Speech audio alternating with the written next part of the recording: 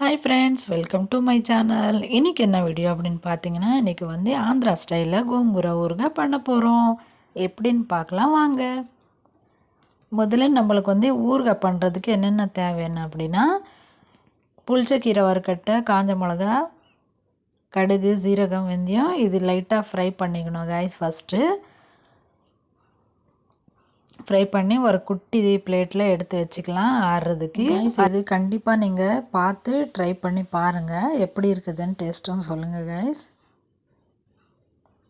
3 முழுசாக பூண்டு எடுத்துக்கின்னு நம்மளுக்கு பிடிச்ச மாதிரி கூட நம்ம செய்யலாம். ஸ்டவ் ஆன் பண்ணி கடாய் வச்சு அதில் கொஞ்சம் எண்ணெய் ஊற்றி காஞ்ச மிளகா நம்ம ஃப்ரை பண்ணிக்கலாம். காஞ்ச மிளகா நாங்கள் வந்து ஒரு 25 காஞ்ச மிளகா தான் எடுத்துருக்கோம் கைஸ். உங்களுக்கு காரம் அதிகமாக வேணும் அப்படின்னா நீங்கள் அதிகமாக கூட எடுத்துக்கலாம்.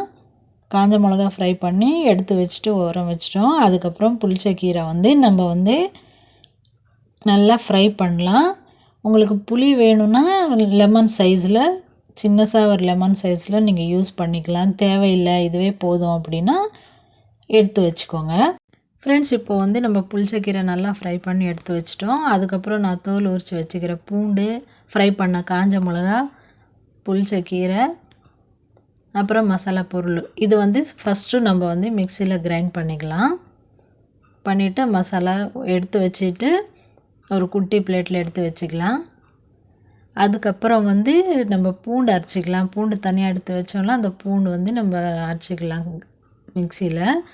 அரைச்சிட்டு அதுவும் எடுத்து வச்சுக்கலாம் ஒரு சின்ன பிளேட்டில். அதுக்கப்புறம் வந்து நம்ம ஃப்ரை பண்ண காஞ்ச மிளகா வந்து நம்ம மிக்சியில் அரைச்சிக்கலாம்.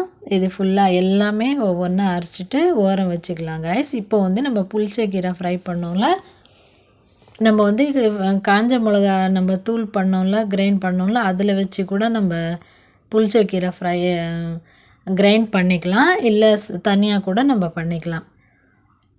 ஏன்னா ஃபுல்லாக பெருசு பெருசாக இருக்கும், தோல் இருக்கும் நிறைய, அதனால நாராக இல்லாமல் இருக்கணும் அப்படின்னா நம்ம லைட்டாக கிரைண்ட் பண்ணால் போதும். இல்லை அப்படியே மிக்ஸ் பண்ணலான்னா கூட நம்ம பண்ணிக்கலாம்.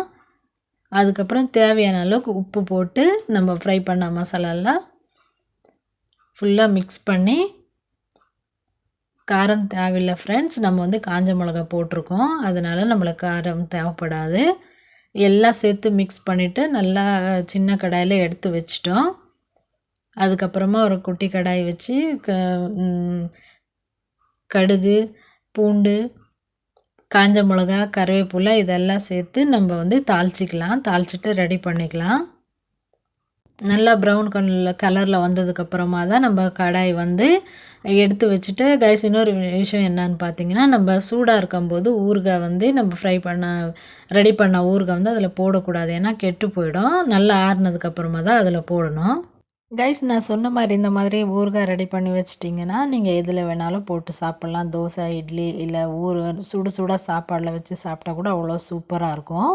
இது வந்து 3 months 6 months வரைக்கும் அப்படியே இருக்கும். சேனலில் புதுசாக பார்க்குறவங்க லைக், ஷேர், சப்ஸ்கிரைப் ப்ளீஸ்.